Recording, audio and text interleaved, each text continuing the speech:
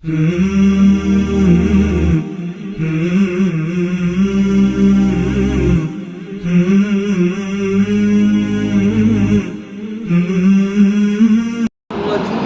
الله الرحمن الرحيم قل يا أهل الكتاب هل تنقمون منا إلا أن آمنا بالله وما أنزل إلينا وما أنزل من قبل وأن أكثركم فاسقون قل هل أنبئكم بشر من ذلك مثوبة عند الله من لعنه الله وغضب عليه وجعل منهم القردة والخنازير وعبد الطاغوت أولئك شر مكانا وأضل عن سواء السبيل وإذا جاءوكم قالوا آمنا وقد دخلوا بالكفر وهم قد خرجوا به والله أعلم بما كانوا يكتمون. یہ سورہ مائدہ کی آیت نمبر 59، 60 اور 61 کی تلاوت ہوئی ہے. اللہ تعالیٰ فرماتے ہیں کہ آپ کہیے کہ اے اہل کتاب سے مراد یہودی اور عیسائی، یہود و نصارہ، تم ہم میں کون سی بات معیوب پاتے ہو، عیب کی کون سی بات پاتے ہو، سوائے اس کے کہ ہم ایمان لائے ہیں اللہ پر اور اس پر جو ہمارے پاس بھیجی گئی ہے یعنی قرآن شریف پر، اور اس پر بھی جو پہلے بھیجی جا چکی یعنی توریت اور انجیل پر. یعنی بس یہی ایک بات ہے جس کی وجہ سے تم لوگ مجھ سے دشمنی کر رہے ہو یا نفرت کرتے ہو، باقی کوئی عیب نہیں ہے. خلاصہ یہ کہ کوئی وجہ نہیں ہے دشمنی کی، اس لیے آؤ، قریب آؤ اور ہماری بات سنو. اللہ رب العزت اپنے رسول صلی اللہ علیہ وسلم سے فرماتے ہیں یہ بات آپ یہود و نصارہ سے کہیے کہ کوئی وجہ نہیں ہے مجھ سے دشمنی کی. وَأَنَّ أَكْثَرَكُمْ فَاسِقُونَ، اور تم میں اکثر لوگ ایمان سے خارج ہیں. تم میں اکثر لوگ ایمان سے خارج ہیں کیونکہ وہ لوگ تھے یہود و نصارہ کہ ان میں کے اکثر نہ تو توریت پر ایمان رکھتے تھے مکمل طور پر، اور نہ انجیل پر ایمان رکھتے تھے، اور نہ ہی قرآن شریف پر. اگر وہ لوگ، اور اس کی دلیل یہ ہے کہ اگر وہ لوگ توریت اور انجیل پر مکمل ایمان رکھتے تو وہ قرآن پر بھی ایمان لے آتے، کیونکہ توریت اور انجیل کے اندر اللہ کے رسول صلی اللہ علیہ وسلم کی نشانیاں اور پیارے آقا نبی آخر الزماں پر ایمان لانے کا حکم دیا گیا. تو اگر تم توریت اور انجیل کو مانتے ہوتے تو اس کے حکم کے مطابق نبی آخر الزماں پر بھی ایمان لے آتے. اس لیے تم میں سے اکثر لوگ ایمان سے بالکل خارج ہو. یہاں اکثر کہا گیا، تمام کے تمام کو نہیں کہا گیا، کیونکہ اللہ کے رسول صلی اللہ علیہ وسلم کی بعثت تک ہمیشہ سے ان لوگوں میں بھی ایک چھوٹی سی جماعت ایسی رہی ہے جو کہ مکمل طور پر توریت و انجیل کو مضبوطی سے تھامے رہے، جیسی بھی ان کے پاس رہی، اور توحید و وحدانیت پر قائم رہے، اور توریت اور انجیل کا حکم سمجھ کر جب نبی آخر الزماں حضرت محمد صلی اللہ علیہ وسلم کی بعثت ہوئی تو اس پر بھی اللہ کے رسول صلی اللہ علیہ وسلم پر بھی ایمان لائے، کیونکہ وہ توریت و انجیل پر مکمل طور پر ایمان لانے والے تھے. اس میں کئی حضرات کے نام جو ہے قابل ذکر ہے، لیکن یہ لوگ تعداد بہت کم تھی. تو اسی وجہ سے قرآن کریم نے کہا وَأَنَّ أَكْثَرَكُمْ فَاسِقُونَ، کہ اے اہل کتاب یعنی یہود و نصارہ، تم میں سے اکثر لوگ ایمان سے خارج ہیں. یعنی کچھ لوگ ایسے ہیں جو کہ ایمان پر قائم رہے، یعنی وہ لوگ ہمیشہ سے ایسی جماعت رہی ہے ان کے یہاں بھی جو کہ حق پر قائم رہے، توحید پر قائم رہے، اور جب اللہ کے رسول صلی اللہ علیہ وسلم کی آمد ہوئی اس دنیا کے اندر تو اللہ کے رسول صلی اللہ علیہ وسلم پر ایمان بھی لے آئے، مسلمان بھی. یہ وہی لوگ مراد ہیں. قل هل انبئکم، آپ کہیے کہ کیا میں تم کو ایسا طریقہ بتلاؤں، یعنی پھر بھی اگر تم لوگ حجت اور بحث کر رہے ہو مجھ سے تو میں ایک راستہ بتاتا ہوں حق اور باطل کو پہچاننے کا۔ آپ کہیے کہ کیا میں تم کو، یہاں پر بھی مخاطب اللہ کے رسول صلی اللہ علیہ وسلم کے واسطے سے مخاطب کون ہے؟ یہود و نصارہ ہے۔ آپ کہیے کہ کیا میں تم کو، یعنی یہود و نصارہ کو، ایسا طریقہ بتلاؤں جو اس سے بھی خدا کے یہاں پاداش، یعنی جو سزا ملنے میں زیادہ برے ہیں، یعنی بہت زیادہ برا ہے، ان کو بری سزا ملے گی، خطرناک سزا ملے گی۔ کون لوگ ہیں وہ ان اشخاص کا طریقہ ہے جن کو اللہ تعالیٰ نے دور کر دیا ہو، اس پر اللہ تعالیٰ نے اپنی رحمت سے دور کر دیا ہو اور ان پر غضب فرمایا ہو اور ان کو بندر اور سور بنا دیا ہو اور انہوں نے شیطان کی پرستش کی ہو۔ یہ وہ لوگ ہیں جن کی سزا بہت سخت ہے اللہ رب العزت کے نزدیک۔ یہ نہیں کہا اللہ رب العزت نے کہ تم لوگوں نے ایسا کیا، حالانکہ وہی لوگ تھے۔ یہ ساری باتیں یہود و نصارہ پر ہی منطبق ہوتی، فٹ ہوتی ہیں، لیکن دعوتی پہلو دیکھیے، اللہ کے رسول صلی اللہ علیہ وسلم سے کہا جا رہا ہے کہ آپ بجائے مخاطب کر کے کہنے کہ یہ کہیے کہ وہ شخص ہے، ایسا شخص برا ہے اللہ رب العزت کے نزدیک، ایسا شخص کا جو ہے بڑا برا ٹھکانہ ہوگا اللہ رب العزت کے نزدیک جنہوں نے یہ سب کام کیے۔ یہ انداز اپنایا تاکہ مخاطب کو فوراً غصہ نہ آ جائے، حالانکہ یہ ساری باتیں انہوں نے کی ہیں۔ کیا فرمایا؟ اللہ کی لعنت اور غضب، منہم القردۃ، اور اللہ رب العزت نے ان میں سے کچھ لوگوں کو بندر بنا دیے۔ کون لوگ تھے؟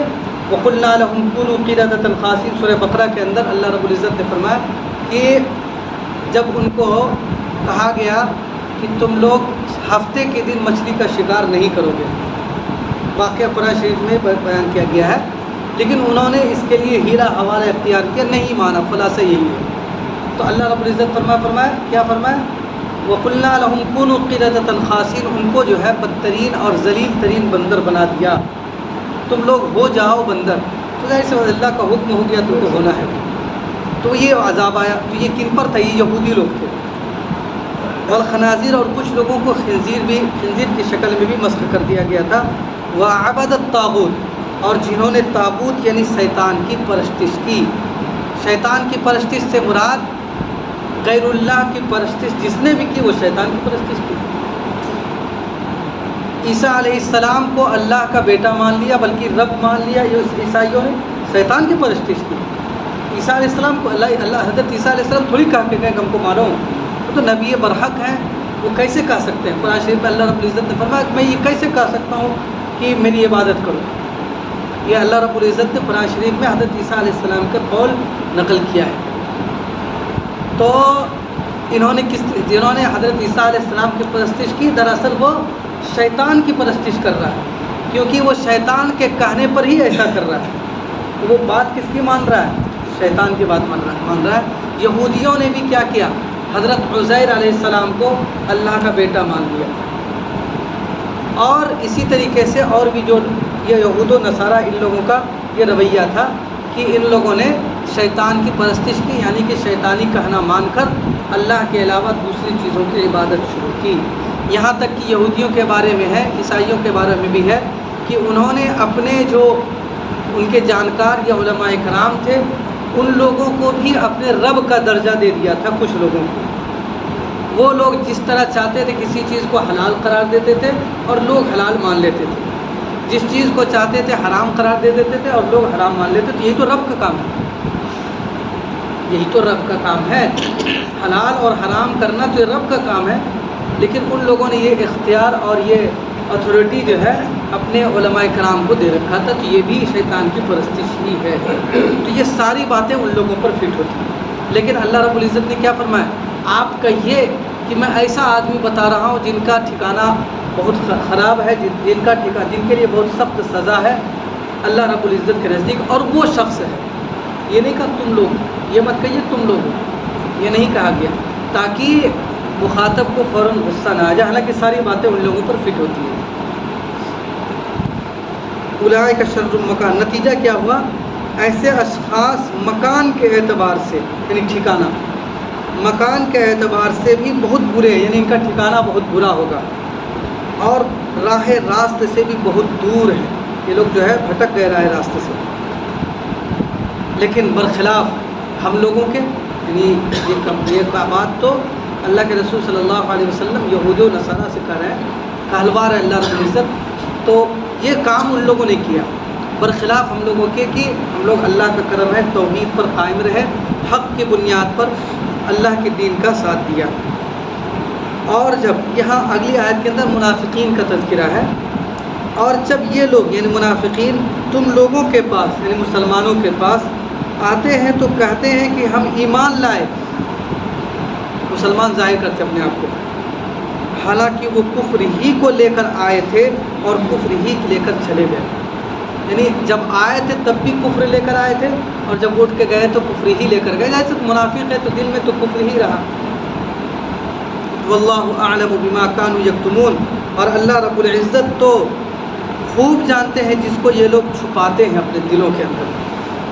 وَتَرَى كَثِيرًا مِّنْهُمْ يُسَارِعُونَ فِي الْإِثْمِ وَالْعُدْوَانِ وَأَكْلِهِمُ السُّحْتَ لَبِئْسَ مَا كَانُوا يَعْمَلُونَ لَوْلَا يَنْهَاهُمُ الرَّبَّانِيُّونَ وَالْأَحْبَارُ عَنْ قَوْلِهِمُ الْإِثْمَ وَأَكْلِهِمُ السُّحْتَ لَبِئْسَ مَا كَانُوا يَصْنَعُونَ۔ ان دونوں آیتوں کے اندر اللہ رب العزت نے خاص طور پر یہود و نصارہ کی جو اخلاقی تباہ کاریاں تھیں اور ان کے جو اعمال بد تھے ان کا تذکرہ کیا۔ مقصد کیا ہے؟ مقصد یہ ہے کہ تم اے امت محمدیہ تم لوگ ایسا نہیں کریں۔ کیوں ذکر کیا جاتا ہے؟ تاکہ ہم لوگ نصیحت حاصل کریں، اسی وجہ سے تذکرہ کیا جا رہا ہے کہ جس راہ پر جس ڈگر پر وہ لوگ چلے، جس کی بنیاد پر ان پر لعنت ہوئی اور آخرت میں پکڑ ہوگی، اس راستے کو تم لوگ نہیں اختیار کرنا، اسی لیے یہاں تذکرہ کیا جا رہا ہے۔ فرماتے ہیں اور آپ ان میں بہت آدمی ایسے دیکھتے ہیں جو دوڑ دوڑ کر گناہ اور ظلم اور حرام کھانے پر گرتے ہیں۔ یعنی کتنا سخت جملہ ہے، دیکھیے گا کہ کرتے ہیں حرام کام کرتے ہیں، یہ سب بھی نہیں۔ اللہ رب العزت فرماتے ہیں اسی یسارعون، سبقت کرنا، دوڑنا، دوڑ دوڑ کر گرتے ہیں، جیسے کہ کوئی اچھی چیز پر یا برسوں کا بھوکا آدمی کھانے پر گرتا ہے، اسی طریقے سے یہ لوگ حرام کام پر اور گناہ کے کام پر اور ظلم کرنے پر گرتے جاتے ہیں۔ وَأَكْلِهِمُ السُّحْتَ، واقعی ان کے یہ کام بہت برے ہیں۔ ان کو مشائخ اور علماء گناہ کی بات کہنے سے اور حرام مال کھانے سے کیوں نہیں منع کرتے؟ واقعی ان کی یہ عادت بہت بری ہے۔ یہ ترجمہ ہے، اس میں سب سے پہلا جملہ دیکھیے وَتَرَى كَثِيرًا مِّنْهُمْ، ان میں سے بہت سے آدمی ایسے ہیں جو یہ سب کام کرتے ہیں، یعنی یہود و نصارہ میں سے۔ اس کا مطلب یہ ہے کہ کچھ لوگ ایسے ہیں جو یہ کام نہیں کرتے ہیں، اور وہی جو بتایا تھا کچھ لوگ ہمیشہ سے ان میں بھی حرام کام سے گناہوں سے بچتے رہے ہیں، اور وہ لوگ تھے جو حق کا ساتھ دیتے تھے حق کی بنیاد پر۔ یہی وجہ ہے کہ جب اللہ کے رسول صلی اللہ علیہ وسلم کی بعثت ہوئی تو یہ سارے کے سارے لوگ مسلمان بھی ہو گئے۔ وَتَرَى كَثِيرًا مِّنْهُمْ يُسَارِعُونَ فِي الْإِثْمِ وَالْعُدْوَانِ، آپ ایسے آدمی ان میں بہت آدمی ایسے دیکھتے ہیں جو دوڑ دوڑ کر گناہ کرتے ہیں۔ یہاں پر گناہ کے اندر تو سب کچھ آ گیا تھا، ظلم بھی آ گیا اور حرام کھانا بھی آ گیا، لیکن اللہ رب العزت نے الگ سے اس کا تذکرہ کیا ظلم کا اور حرام کھانے کا، کیونکہ اس کی تباہ کاریاں جو ہے ظلم کی، اسی طریقے سے حرام کھانے کی جو تباہ کاریاں ہیں، سود ہے، رشوت ہے، چھین جھپٹ ہے، چوری چماری، ڈاکہ زنی، یہ سب حرام کھانے میں آ جاتا ہے، تو اس کی جو تباہ کاریاں ہیں بہت زیادہ ہیں، اس لیے اللہ رب العزت نے اس کو الگ سے بیان فرمایا، ورنہ اس میں یعنی گناہ کے اندر سب کچھ آ گیا تھا۔ یسارعون فی الاثم، اللہ رب العزت فرماتے ہیں کہ یہ لوگ یہ نہیں کہا کہ یہ لوگ گناہ کرتے ہیں، ظلم کرتے ہیں اور حرام کھاتے ہیں، اس سے بھی سخت تعبیر استعمال کیا کہ یہ لوگ گرتے ہیں، دوڑ دوڑ کر جاتے ہیں، جیسے کہ کوئی برسوں کا بھوکا آدمی کھانے پر گرتا ہے، یہ لوگ اسی طریقے سے گرتے ہیں۔ یہ اشارہ ہے اس بات کی جانب کہ وہ ان کاموں کے مجرم، عادی مجرم ہو گئے، عادت ہو گئی ہے ان کی۔ جیسے کہ اگر کوئی شخص عادی مجرم ہو جاتا ہے کرائم کیے بغیر اس کو چین نہیں ملتا ہے. جب تک کسی کو مار نہ دے اس کو چین نہیں ملتا. جب تک کسی کو برا بھلا نہ کہہ دے اس کے پیٹ میں جیسا درد ہو رہا ہو. تو اس کو کیا بولتے ہیں؟ اس کو جرم کی عادت ہو گئی ہے، کرائم کی عادت ہو گئی ہے. تو وہی اللہ رب العزت فرماتے ہیں کہ یہ ان کاموں کو کرنے کی، ان گناہوں کو کرنے کی گویا کہ ان کی عادت ہو گئی ہے. اور جب گناہ کے کرنے کی کسی کی عادت ہو جاتی ہے تو پھر سوچے سمجھے بھی گناہ ہوتا ہے. پھر گناہ کرنے کے لیے اس کو کچھ سوچنا نہیں پڑتا، کوئی پاپڑ نہیں بیلنے پڑتا، اس کو تکلف نہیں کرنا پڑتا ہے. آپ غور کیجئے گا کہ اگر ایک گناہ کو آپ نے پہلا دن شروع کیا ہے تو آپ کو سب سے پہلے تو آپ کا دل روکے گا، اور کچھ ہو سکتا ہے کہ اللہ رب العزت کی توفیق شامل حال رہی تو بہت ساری رکاوٹیں بھی آئیں گی. لیکن جب عادت بن جائے گی تو پھر آپ کو پتہ ہی نہیں چلے گا، وہ گناہ ہوتا رہے گا. تو عادت ہونے، وہی بتا رہے اللہ رب العزت کی ان گناہوں کو کرنے کی گویا کہ ان کی عادت ہو گئی تھی، طبیعت ثانیہ بن گئی تھی.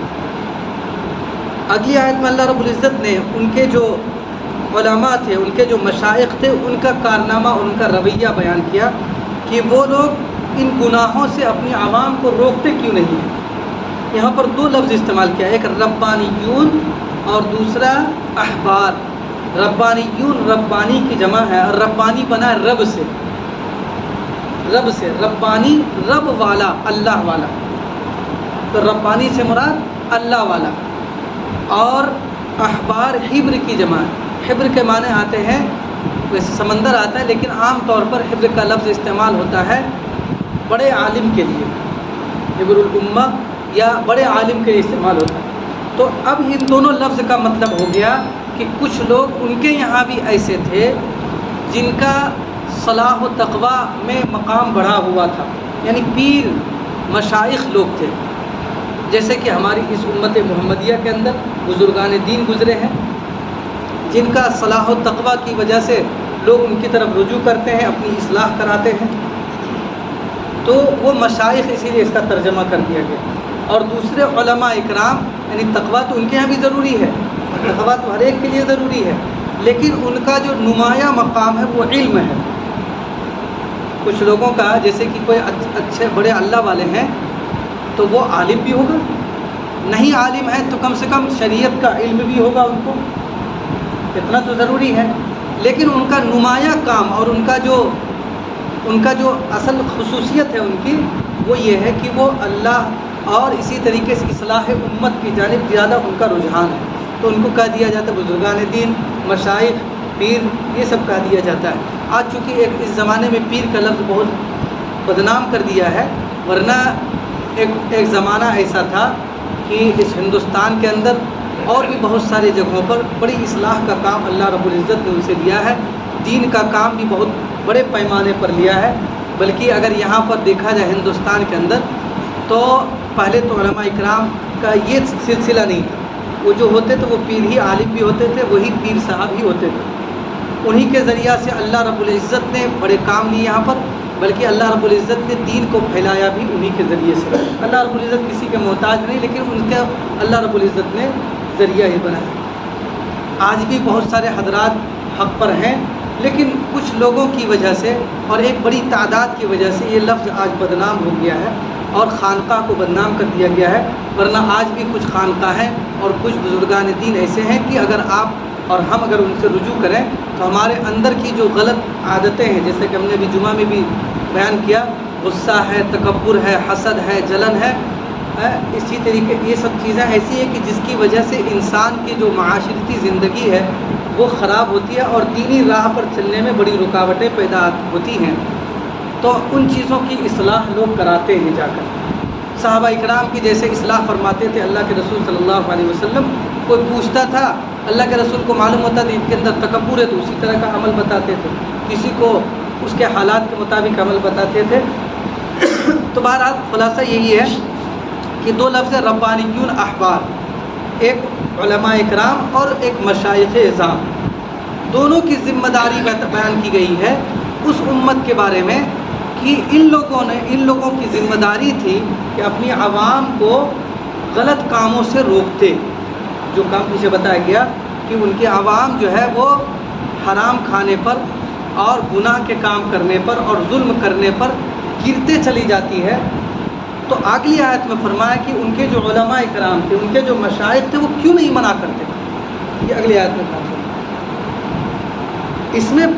اس میں اگلا جملہ آگے کیا فرماتے ہیں؟ لبئس ما کانوا یصنعون، یہ خاموش رہنا.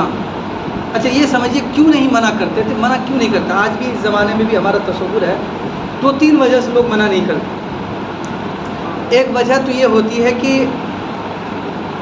اب ہمارا تعلق ہے عوام سے، اب منع کریں گے تو ناراضگی ہو جائے گی، تھوڑا سا جو ہے بن جائے گا، تلخی ہو جائے گی تھوڑی. تو یہ کیا ہے؟ یہ خاموشی، جو مجرمانہ خاموشی اس کو کہتے ہیں. حالانکہ اگر وہ سختی سے منع کریں تو بہت حد تک جو ہے وہ مان بھی جائیں گے. اور ایک وجہ تو یہ ہوتی ہے. دوسری وجہ یہ ہوتی ہے کہ چلیے بھائی وہاں سے ہدایہ تحائف آتے تھے، اب اگر منع کر دیں گے تو وہ سب بند ہو جائے گا. تو لالچ کی وجہ سے یا ہلکی پھلکی مخالفت کے ڈر سے لوگ جو ہے وہ لوگ بھی نہیں کیا کرتے تھے، منع نہیں کیا کرتے تھے غلط کاموں سے. آج ہمارے یہاں بھی تو یہ جو ہے اس امت کے لوگوں کے لیے بھی ہے کہ کوئی بھی مسلمان ہو، اگر کسی بات کے بارے میں ہم کو معلوم ہے کہ یہ کام غلط ہے اور ہمارے منع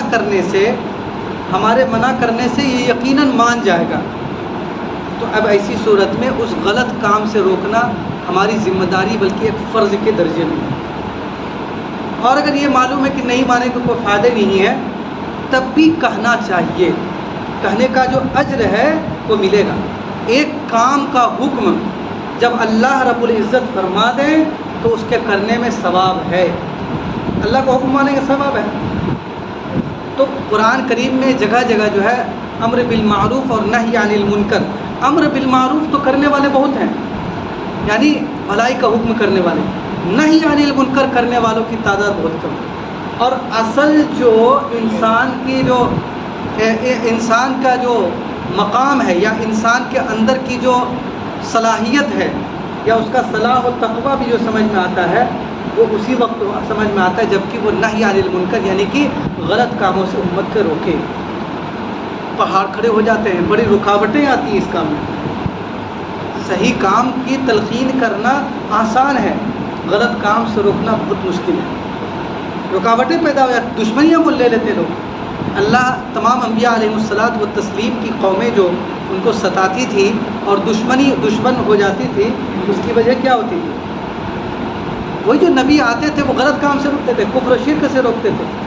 اور بھی جو ان کے غلط کام ہوا کرتے تھے، حضرت لوط علیہ السلام کو لوط علیہ السلام اپنی قوم کو لواطت سے روکتی تھی. حضرت شعیب علیہ السلام اپنی قوم کو ناپ تول میں کمی کرنے سے روکتی تھی. اسی طریقے سے ہر قوم کی جو غلط عادتیں ہوتی تو ان سے روکتے تھے انبیاء علیہ السلام. تو روکنے کی ہی وجہ سے اصل دشمنی ہوتی ہے، اور اسی کو اگر کوئی جھیل لے اللہ کے واسطے تو اللہ رب العزت کے نزدیک بڑا مقام ہے، ان کا بڑا مرتبہ ہے. اور یہی ذمہ داری اس امت محمدیہ کو دی گئی ہے. پہلے زمانے میں انبیاء تھوڑی سی خرابی ہوتی تھی، اس کو درست کرنے کے لیے اللہ کے رسول اللہ رب العزت کا نظام تھا کہ وہ نبیوں کو بھیج دیا کرتے تھے. اب دیکھیے نبی اسرائیل میں تھوڑی سی کچھ کمی ہوئی، ایک نبی کو بھیج دیا. اس کا کوئی ضروری نہیں کہ اس کو ساری کتابیں دے کر بھیجتے تھے، بلکہ نبیوں کی جو بعثت ہوتی تھی وہ خاص طور پر ہوتی تھی کہ فلاں علاقے میں جو یہ خمی کوتاہی ہو گئی ہے اس کو آپ درست کیجیے. یہ اس مقصد کے لیے ہوتی تھی. باقی جو پچھلے نبی کی کتاب آتی ہے اسی کے مطابق آپ تبلیغ کیجیے. سینکڑوں انبیاء علیہ السلام حضرت موسیٰ علیہ السلام سے لے کر حضرت عیسیٰ علیہ السلام کے درمیان میں آئے. سینکڑوں انبیاء علیہ السلام، ہر ایک کو کتاب تھوڑی ملی ہے. ہر ایک کو تقریباً اکثر کو یہی حکم تھا کہ آپ حضرت موسیٰ علیہ السلام پر جو کتاب نازل ہوئی توریت، آپ اسی کے مطابق تبلیغ کیجیے اور اسی کے مطابق لوگوں کو راہ راست پر لائیے، اور جو فلاں خرابی ہو گئی اس کو درست کیجیے. اب اپنی امت محمدیہ کو دیکھیے، اللہ رب العزت نے یہاں پر بھی یہ ذمہ داری ہم لوگوں پر یعنی امت محمدیہ کو دی ہے کہ غلط کام سے روکیں. اور اس امت نے اللہ رب العزت کی توفیق سے گاہے بگاہے اس ذمہ داری کو نبھایا ہے. آپ تاریخ اٹھا کر دیکھیے، جب فتنہ ارتداد ٹوٹا، مرتد لوگ ہونے لگے، سب سے پہلے اللہ کے رسول صلی اللہ علیہ وسلم کے وصال کے بعد، تو یہ کام تو یہ تو بہت خطرناک کام ہے، مرتد لوگ ہونے لگے۔ اسی طریقے سے زکوٰۃ دینے سے لوگ انکار کرنے لگے۔ تو اس غلط کام سے روکنے کے لیے اللہ رب العزت نے صدیق اکبر رضی اللہ تعالیٰ عنہ کو کھڑا کیا اور ان کی مائیت میں صحابہ اکرام نے اسلام کو انجام دیا۔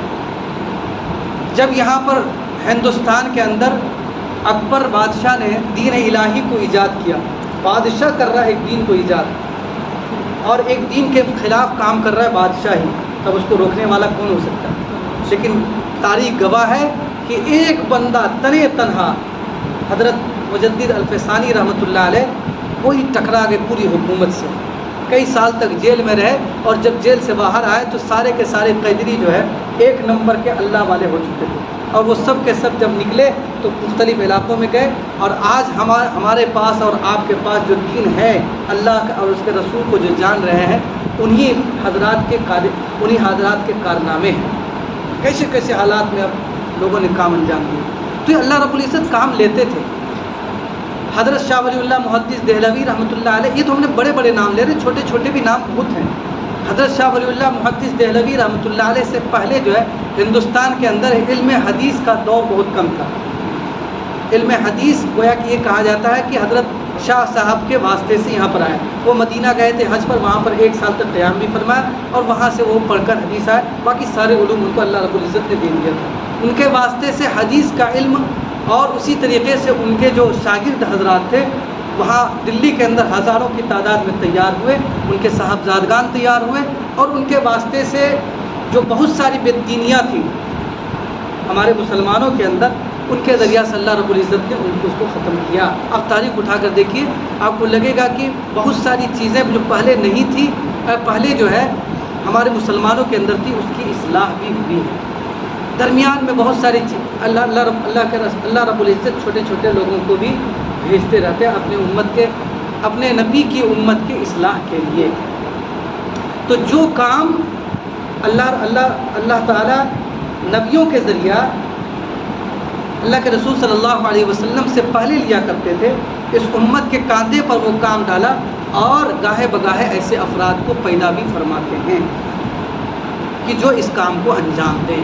تو خلاصہ یہی ہے کہ اگر کہیں پر غلط کام ہوتا دیکھے تو علماء اکرام کی بھی ذمہ داری ہے، لیکن ساتھ ہی ساتھ ہر مسلمان کی بھی ذمہ داری ہے جو یہ سمجھ رہا ہے کہ یہ کام غلط ہے، اس کی بھی ذمہ داری ہے کہ وہ روکے۔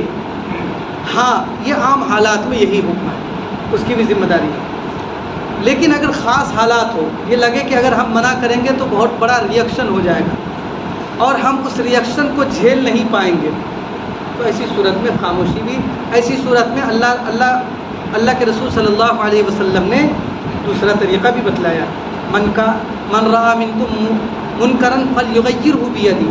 سب سے پہلا درجہ یہ دیا کہ بھائی ہاتھ سے روکیے، اپنے ماتحت ہے، بیٹا ہے، بیٹی ہے، یا کوئی اور نوکر ہے، ان لوگوں کو غلط کام سے اپنے ہاتھ کے ذریعہ روکیں گے۔ ومن لم یستطع فبلسانہ، اور اگر کوئی ایسا موقع ہے کہ اگر ہم ہاتھ سے نہیں روک سکتے ہیں، ہم کو اس پر قدرت نہیں ہے، تو آپ زبان سے کہہ دیں، سماج کا آدمی ہے، ہم اس پر ہاتھ نہیں اٹھا سکتے، ہاتھ سے پکڑ کے کھینچ نہیں سکتے، ہاتھ لگا نہیں سکتے اس کو، تو ایسی صورت میں زبان سے کہہ دیں بابو ایسا مت کرو، یا آپ ایسا مت کیجیے، کام غلط ہے، جو بھی انداز ہے اس کو اچھے انداز میں قرآن و حدیث کی روشنی میں، اگر غلط کام ہے تو قرآن حدیث کی روشنی میں اس کو سمجھایا جائے۔ اور اگر یہ بھی نہیں ہوگا کہ اگر ہم بولیں گے تو ہم کو بہت بڑا ریئیکشن ہو جائے گا، اس کا ہمارے خلاف پوری دنیا ہو جائے گی، تو ایسی صورت میں یہ ہے کہ آخری درجہ ہے کہ دل سے اس کام کو برا سمجھیں، کم سے کم ہمارے چہرے کی سلوٹیں بدلے، دیکھ کر لگے کہ ان کو ناگواری کا احساس ہوا ہے۔ قرآن و حدیث میں خاص طور پر جو اس سلسلے کی احادیث ہے، ان کا نچوڑ اور خلاصہ یہی ہے۔ اور اگر ہم نے یہ کام نہیں کیا تو اللہ رب العزت نے تو صاف صاف کہا ہے وَإِن تَتَوَلَّوْا يَسْتَبْدِلْ قَوْمًا غَيْرَكُمْ ثُمَّ لَا يَكُونُوا أَمْثَالَكُمْ۔ اور اگر ہم یہی کام نہیں، اس طرح کے کام جتنے بھی ہیں، اگر ہم وہ کام نہیں کریں گے تو اللہ تعالیٰ فرماتے ہیں کہ يَسْتَبْدِلْ قَوْمًا غَيْرَكُمْ، تمہارے علاوہ دوسری قوم کو لے کر آئیں گے، دوسرے لوگوں کو کھڑا کر دیں گے، ثم لا یکونوا امثالکم، پھر وہ تمہاری طرح نہیں ہوں گے، وہ ہمارے احکام پر چلنے والے ہوں گے۔ آپ دیکھ لیجئے کہ مختلف خطوں کے اندر اس تاریخ کو اٹھا کر یہ جو دین کا کام ہے، دین کی اشاعت کا کام ہے، دین کے پر چلنے کا کام ہے، دین کے تعلیم کا کام ہے، مختلف زمانوں کے اندر الگ الگ علاقوں کے اندر یہ سب کام ہوا ہے۔ ایک زمانے کے اندر اس چیز کا گڑھ جو ہے مدینہ طیبہ تھا، اس کے ساتھ ساتھ پھر بعد میں دوسرے علاقے ہو گئے۔ ایک زمانے میں علم دین کے لیے جو ہے ہمارے ہندوستان کے اندر خاص طور پر دارالعلوم دیوبند اور بھی کچھ علاقوں میں لوگ آنے لگے، پھر کسی زمانے میں کہیں اور بھی چلے جاتے، ایک زمانے میں بغداد لوگ جایا کرتے تھے۔ تو یہ سب کام جو ہے اللہ رب العزت عدل بدل کر لوگوں سے لیتے ہیں، اور وہ اس وقت تک لیتے ہیں جبکہ لوگوں کے اندر اس کام کرنے کا جذبہ ہو، اور جب نہیں رہتا، جذبہ ختم ہو جاتا ہے، تو اللہ رب العزت دوسرے لوگوں کو کھڑا کر دیتے ہیں۔ وہ کسی کا محتاج نہیں ہے، احسان اس کا ہے کہ اس سے وہ ہم سے کام لے رہا ہے، میرا احسان نہیں ہے کہ ہم اس کا کام کریں۔ سلطان کا اور بادشاہ کی خدمت کرنا بادشاہ کے اوپر احسان نہیں ہے، بادشاہ کا احسان ہے کہ اس نے ہم کو اور آپ کو یا کسی کو اپنی خدمت کے لیے چن لیا ہے۔ اللہ رب العزت ہم لوگوں کو بھی اس کام کے لیے چن لے۔ دیکھیے آخری آیت فرماتے ہیں لولا یرا، اور آپ ان میں بہت آدمی ایسے دیکھتے ہیں جو دوڑ دوڑ کر گناہ اور ظلم اور حرام کھانے پر گرتے ہیں، واقعی ان کے یہ کام بہت برے ہیں۔ ان کو مشائخ اور علماء گناہ کی بات کہنے سے اور حرام مال کھانے سے کیوں نہیں منع کرتے؟ واقعی ان کی یہ عادت بری ہے، یعنی نہ رکنا اور خاموش رہنا یہ برا ہے، اور کوئی ضروری نہیں۔ اب یہ نہیں سوچ لیں کہ سارا کام روکنا منع کرنا علماء کرام کا ہی کام ہے، یہ ہرگز نہیں سمجھیں۔ ہر وہ آدمی جو یہ جان رہا ہے کہ یہ کام غلط ہے اور ہمارے منع کرنے سے کچھ نہ کچھ لوگ مانیں گے، تو اس کو منع کرنا چاہیے۔ وہ ان کی ذمہ داری اس معنی کر زیادہ ہو جاتی ہے علماء کرام کی کہ ان کا ایک اثر و رسوخ ہوتا ہے، اس وجہ سے جس کا اثر و رسوخ ہوگا اس کی اتنی زیادہ ذمہ داری بڑھے گی۔ اگر ہماری فیملی میں ہماری چلتی ہے، کوئی کام غلط ہو رہا ہے، تو اب وہاں پر علماء کرام کی ذمہ داری نہیں کہ آپ کے گھر میں جا کر بتلائیں گے، وہ آپ کی ذمہ داری ہے کہ آپ اپنے اثر و رسوخ کا استعمال کر کے اس غلط کام سے روکیں۔ لولا ینہاہم الربانیون، چلیے اللہ رب العزت ہم لوگوں کو عمل کی توفیق عطا فرمائے، اور جو یہود و نصارہ کی بدعمالیاں ذکر کی گئی ہیں ہم لوگوں کو ان اعمال سے محفوظ رکھے۔ سبحان اللہ و بحمدہ، سبحانک اللہم و بحمدک، نشہد ان لا الہ الا انت، نستغفرک و نتوب الیک۔ سبحان ربک رب العزۃ عما یصفون، وسلام علی المرسلین، والحمد للہ رب العالمین۔